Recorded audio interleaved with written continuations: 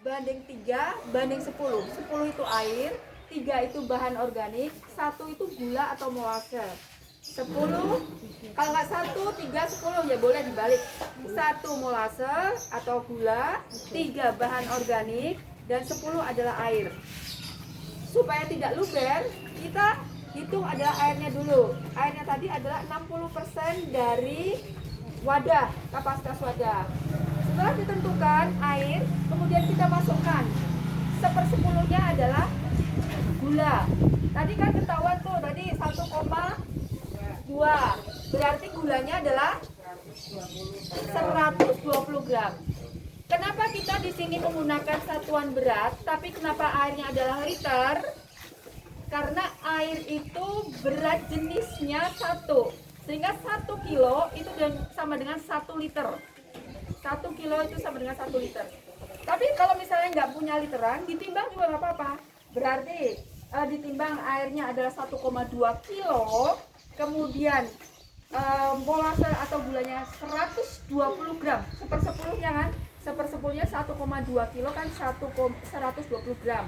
Kemudian bahan organiknya adalah menepati 3 bagian, berarti sama dengan ibu di pinter. Udah praktek ya? Berarti berapa? 360 gram untuk bahan organiknya. Bahan organik kan banyak ya, bahan organik banyak. Terus apa sih yang boleh dan apa yang tidak? Yang boleh itu adalah yang lunak, yang tidak keras, belum dimasak. Kalau udah dimasak enzimnya sudah rusak. Jadi yang masih mentah, fresh, belum busuk, kemudian tidak keras, tidak bergetah, itu boleh. Contohnya sekarang boleh ditanyakan, misal bergetah langsung berpikir nangka bergetah, sebaiknya jangan, karena akan mempengaruhi kualitas dari ekoenzim kita. Kemudian keras, kulit salak, itu juga sebaiknya jangan. Kalau nanas itu sebetulnya mahkotanya itu sebetulnya boleh bisa, cuman lebih baik dihindarkan. Karena apa? Karena ada nanti suatu saat kita perlu proses mengaduk. Kalau kulit nanas yang mahkotanya itu berduri, sehingga ketika kita mengaduk ada kemungkinan itu akan melukai tangan kita. Boleh, tapi nggak apa-apa kalau misalnya mau mengaduknya pakai alat ya. Cuman kalau saya lebih senang mengaduk dengan tangan. Kita akan begitu merasakan sensasinya.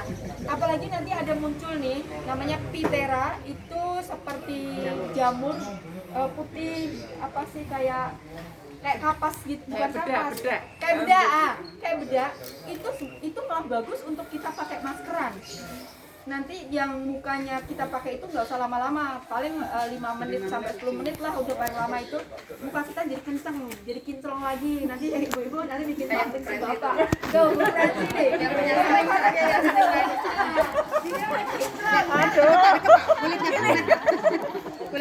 yang mukanya kenceng karena ekoenzim. Karena pakai pitera.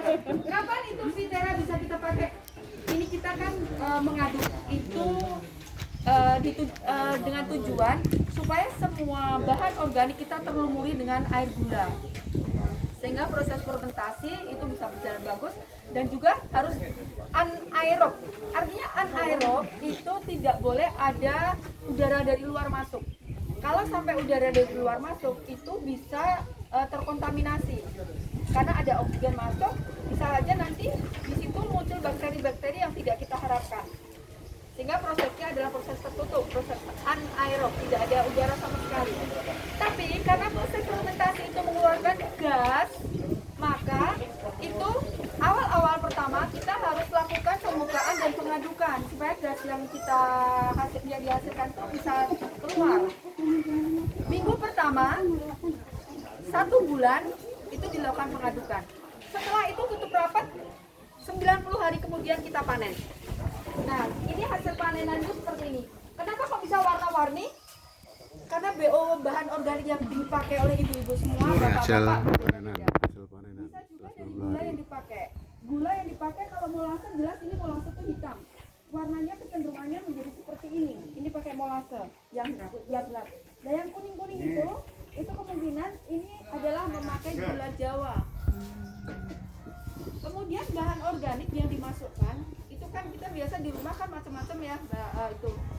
Seandainya kita punya wadah besar sekali, mungkin segini ya, segini ini.